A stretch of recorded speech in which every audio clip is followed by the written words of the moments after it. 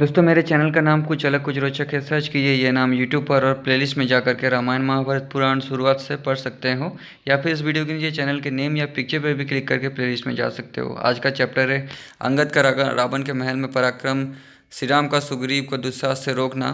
ठीक है, तो शुरू करते हैं। सुग्रीव के शरीर में युद्ध के चिन्ह देखकर लक्ष्मण के बड़े भाई श्री राम ने उन्हें हृदय से लगा लिया और इस प्रकार कहा। दोस्तों वीडियो के नीचे लाल रंग का सब्सक्राइब लिखा हुआ है, इसको दबा के बेल आइकन प्रेस कर दीजिए लेटेस्ट वीडियो अपडेट्स के लिए। और पिछले वीडियो पे हमने सुग्रीव और रावण का भयानक मल्ल युद्ध पढ़ा था, वो वीडियो भी आप देख सकते हैं।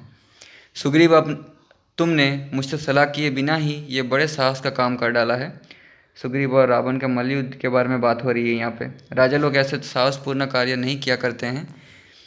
साहस प्रिय वीर, तुमने मुझको, इस वानर सेना को और विभीषण को भी संशय में डालकर ये जो साहसपूर्ण कार्य किया है, इससे हमें बड़ा कष्ट हुआ। शत्रु का दमन करने वाले वीर, अब फिर तुम ऐसा दुस्साहस ना करना। शत्रुसूदन महाबाहु, यदि तुम्हें कुछ हो गया तो मैं सीता, भरत, लक्ष्मण, छोटे भाई शत्रुघ्न तथा अपने इस शरीर को भी लेकर क्या करूँगा। महेंद्र और वरुण के समान महाबली, यद्यपि मैं तुम्हारे बल पराक्रम को जानता था। तो सुग्रीव और राम बहुत अच्छे दोस्त थे। ठीक है, उनकी चिंता हो रही थी राम को, इसलिए राम सुग्रीव से ऐसा कह रहे हैं। तथापि जब तक तुम यहाँ लौट कर नहीं आए थे, उससे पहले मैंने ये निश्चित विचार कर लिया था कि युद्ध में पुत्र सेना और वाहनों से रावण का वध करके लंका के राज्य पर विभीषण का अभिषेक कर दूंगा और अयोध्या का राज्य भरत को देकर अपने इस शरीर को त्याग दूंगा। ऐसी बातें कहते हुए श्री राम को सुग्रीव ने यूं उत्तर दिया, वीर रघुनंदन, अपने पराक्रम का ज्ञान रखते हुए मैं आपकी भार्या का अपहरण, भार्या मतलब पत्नी होता है, अपहरण करने वाले रावण को देखकर कैसे क्षमा कर सकता था। वीर सुग्रीव ने जब ऐसी बातें कही तब उनका अभिनंदन करके श्री रामचंद्र जी ने शोभा संपन्न लक्ष्मण से कहा, लक्ष्मण, शीतल जल से भरे हुए जलाशय और फलों से संपन्न वन का आश्रय ले। हम लोग इस विशाल वानर सेना का विभाग करके व्यूह रचना कर लिए और युद्ध के लिए उद्यत हो जाए। इस समय मैं लोक संहार की सूचना देने वाला भयानक अपशुगन उपस्थित देखता हूँ, जिससे सिद्ध होता है रीछों, वानरों और राक्षसों के मुख्य मुख्य वीरों का संहार होगा। प्रचंड आंधी चल रही है, पृथ्वी कांपने लगी है, पर्वतों के शिखर हिलने लगे हैं और दिग्गज चित्कार करते हैं। मेघ हिंसक जीवों के समान क्रूर हो गए हैं, वे कठोर स्वर में विकट गर्जना करते हैं तथा रक्त बिंदुओं से मिले हुए जल की क्रूरतापूर्ण वर्षा कर रहे हैं। अत्यंत दारुण संध्या रक्त चंदन के समान लाल दिखाई देते हैं। सूर्य से यह जलती आग का पुंज गिर रहा है। निषिद्ध पशु और पक्षी दिन हो देवता सूचक स्वर में सूर्य की ओर देखते हुए चित्कार करते हैं। इससे वे बड़े भयंकर लगते और महान भय उत्पन्न करते हैं। रात में चंद्रमा का प्रकाश क्षीण हो जाता है, वे शीतलता की जगह संताप देते हैं। उनके किनारों का भाग काला और लाल दिखाई देता है। समस्त लोगों के संहार काल में चंद्रमा का जैसा रूप रहता है, वैसा ही इस समय भी देखा जाता है। लक्ष्मण, सूर्यमंडल में छोटा रूखा, अमंगलकारी और अत्यंत लाल घेरा दिखाई देता है। साथ ही वहाँ काला चिन्ह भी दृष्टिगोचर होता है। लक्ष्मण, ये नक्षत्र अच्छी तरह प्रकाशित नहीं हो रहे हैं, मलिन दिखाई देते हैं। ये अशुभ लक्षण संसार का प्रलय सा सूचित करता हुआ मेरे सामने प्रकट हो रहा है। कौवे, बाज और गिद्ध नीचे गिरते हैं, भूतल पर आ बैठते हैं और गिदड़ियाँ बड़े जोर जोर से अमंगल सूचक बोली बोलती है। इससे सूचित होता है कि वानरों और राक्षसों द्वारा चलाए गए शिलाखंडों, शूलों और खड़गों से ये धरती पड़ जाएगी और यहाँ रक्त मांस की कीच जम जाएगी। रावण के द्वारा पालित ये लंकापुरी शत्रु के लिए दुर्जय है। तथापि अब हम शीघ्र ही वानरों के साथ इस पर सब ओर से वेगपूर्वक आक्रमण करें। लक्ष्मण के ऐसा कहते हुए वीर महाबली श्री रामचंद्र जी उस पर्वत शिखर से तत्काल नीचे उतर आए।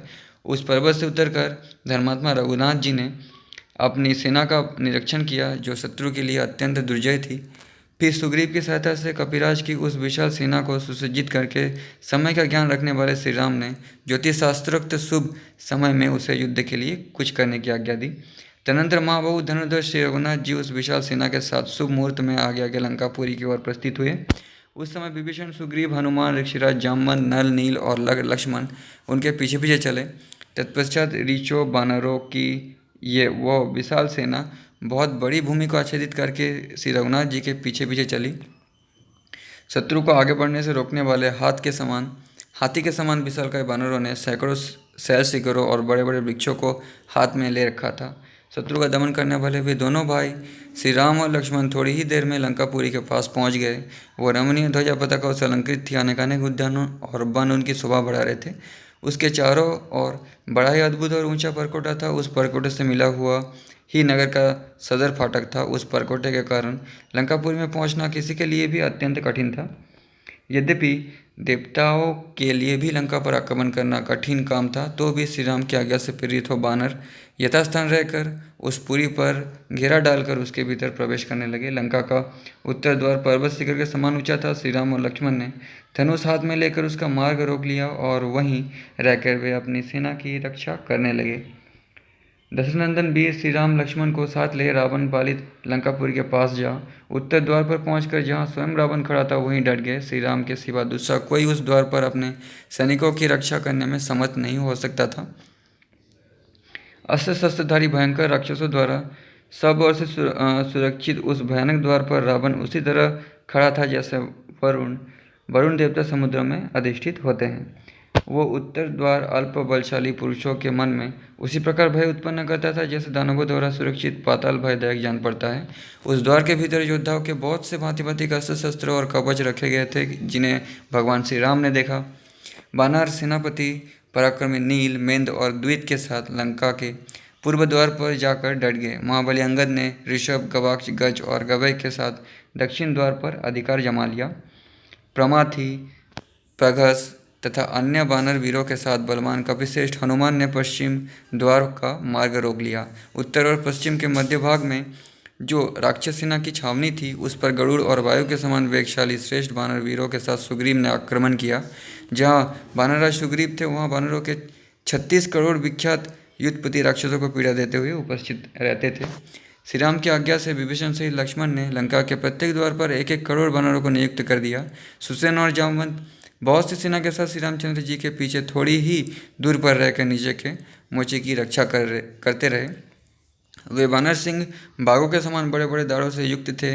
वे हर्ष और उत्साह में भरकर हाथों में वृक्ष और पर्वत शिखर लिए युद्ध के लिए डट गए। सभी वानर की पूंछें क्रोध के कारण अस्वाभाविक रूप से हिल रही थी। दाढ़ें और नख ही उन सब के आयुध थे। उन सब के मुख आदि अंगों पर क्रोध रूप विकार के विचित्र चिन्ह प्रतिलक्षित होते थे तथा सबके मुख विकट एवं विकराल दिखाई देते थे।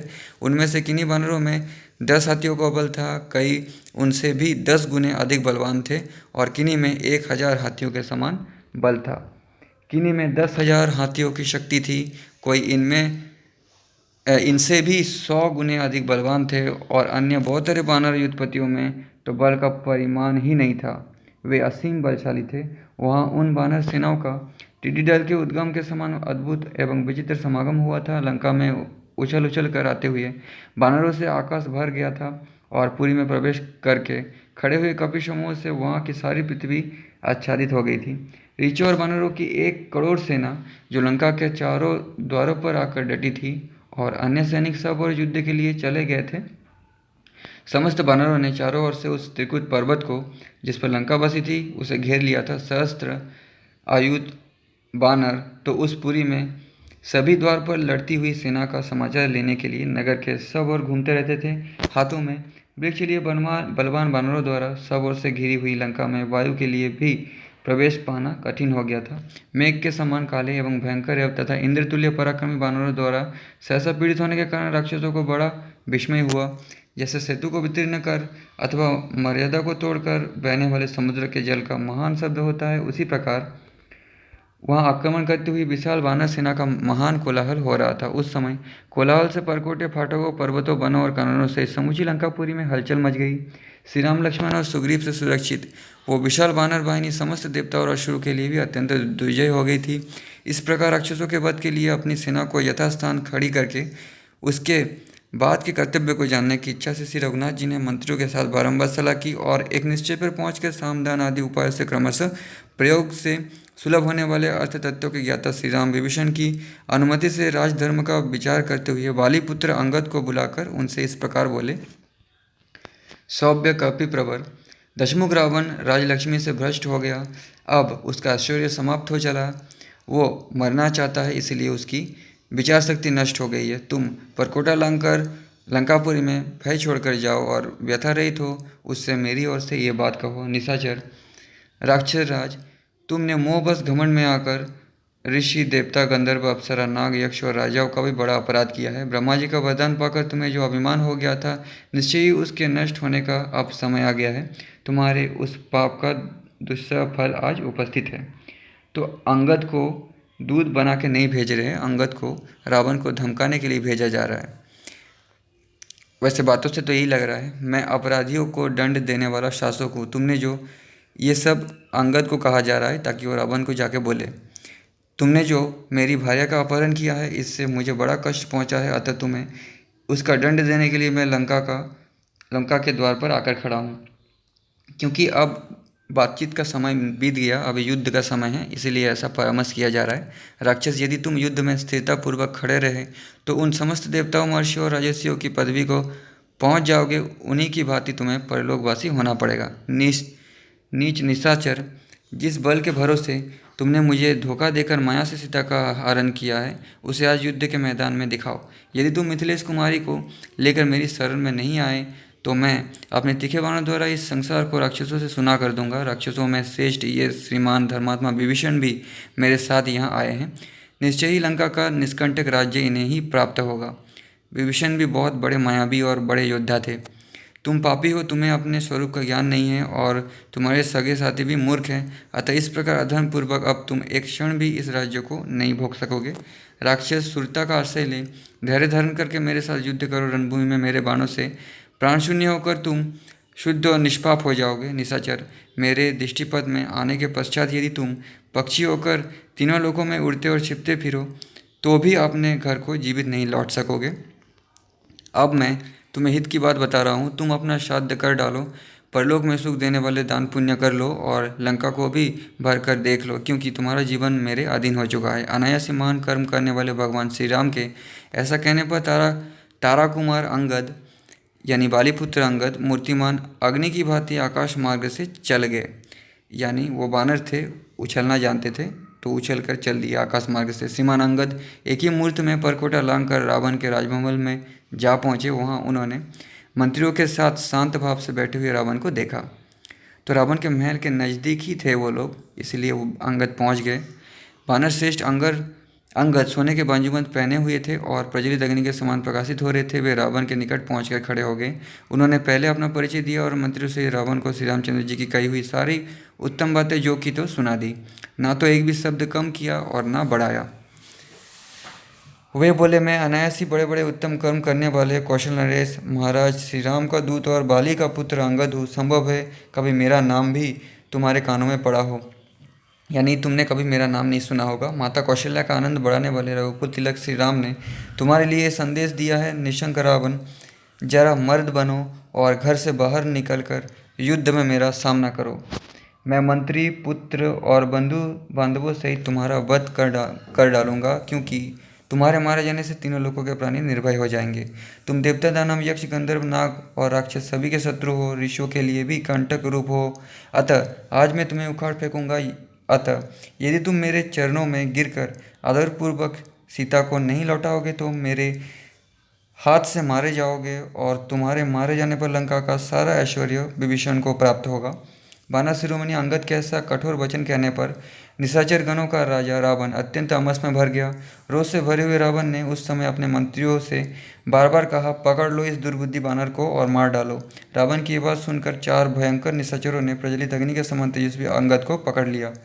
आत्मबल से संपन्न तारा कुमार अंगद ने तारा और बालीपुत्र उस समय राक्षसों को अपना बल दिखाने के लिए स्वयं ही अपने आप को पकड़ा दिया। फिर वे पक्षियों की तरह अपनी दोनों भुजाओं से जकड़े हुए उन चारों राक्षसों को लिए दिए ही उछले और उस महल की छत पर जो पर्वत शिखर के समान ऊंची थी वहां चढ़ गए। उनके उछलने के बेग से झटका खाकर वे सब राक्षसराज रावण के देखते देखते पृथ्वी पर गिर पड़े। तदनंतर प्रतापी बाली कुमार तारा कुमार अंगद राक्षस राज के उस महल की चोटी पर जो पर्वत शिखर के समान ऊंची थी पैर पटकते हुए घूमने लगे। उनके पैरों से आक्रांत होकर वो छत रावण के देखते देखते फट गई, ठीक उसी तरह जैसे पूर्वकाल में वज्र के आघात से हिमालय का शिखर वितीर्ण हो गया था। इस प्रकार महल की छत तोड़कर उन्होंने अपना नाम सुनाते हुए बड़े जोर से सिंहनाद किया और वे आकाश मार्ग से उड़ चले, यानी छलांग मारी। वो इतने ऊंचा, बानर लोग जब छलांग में लगाते थे तो वो इतना ऊंचा और बड़ा होता था, देख के लगता था कि उड़ गए। इसीलिए उड़ गया शब्द का प्रयोग करना अच्छा लगा। इसलिए राक्षसों को पीड़ा देते और समस्त बानरों का हर्ष बढ़ाते हुए वे बानर सैनिकों के बीच श्री रामचंद्र जी के पास लौट आए। अपने महल के टूटने में से रावण को बड़ा क्रोध हुआ, परंतु विनाश की घड़ी आई देख वो लंबी सांस छोड़ने लगे।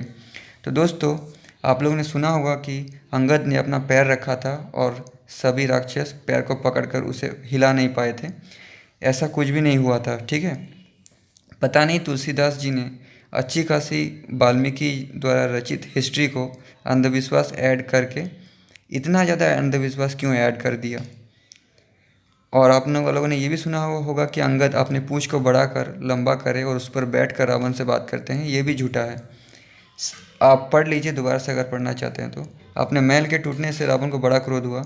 इधर श्री रामचंद्र जी हर्ष से भरकर गर्जना करते हुए बहुत संख्यक बानरों से घिरे रहकर युद्ध के लिए डटे रहे।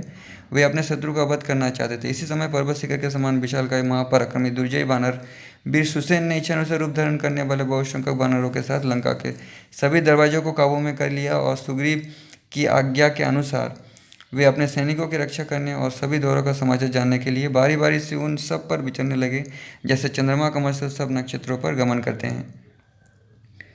लंका पर घेरा डालकर समुद्र तक फैले हुए उन वनवासी बानरों की 100 अक्षौहिणी सेनाओं को देख राक्षसों को बड़ा विस्मय हुआ। बहुत से निशाचर भयभीत हो गए तथा अन्य कितने ही राक्षस समरांगन में हर्ष और उत्साह से भर गए। उस समय लंका की चार दीवारी और खाई सारी की सारी बानरों से व्याप्त हो रही थी। इस तरह राक्षसों ने चार दीवारी को सब बानराकार हुई देखा। दिन दुखी और भयभीत हो हाहाकार करने लगे। यहाँ महाभीषण कोलाहल आरंभ होने पर राक्षस राज रावण के योद्धा निशाचर बड़े बड़े आयुध हाथ में लेकर प्रलयकाल की प्रचंड वायु के समान सब और विचरने लगे। उसके बाद नेक्स्ट चैप्टर हम नेक्स्ट वीडियो पे इस चैप्टर के बारे में बात करेंगे। ज़्यादा समय न लेते हुए आज की वीडियो भी इतना ही।